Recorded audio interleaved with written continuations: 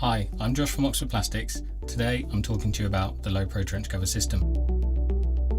The LowPro trench cover range is Chapter 8 and Hawk compliant and can cover a length of trench up to 1200mm wide.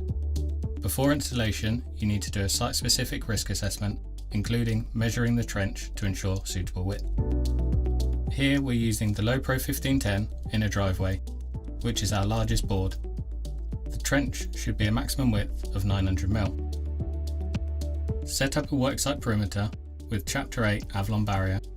Take the LowPro trench cover and insert the infill plate at either end. Lower the LowPro centrally over the trench and place the next LowPro over the plate at both ends. Place the infill between the LowPros and secure with 2 bolts at either end. Available in 4 configurations, the LowPro 1510 and LowPro 12.8 come with the option of a long and short-sided infill strip. For more information, search Oxford Plastics.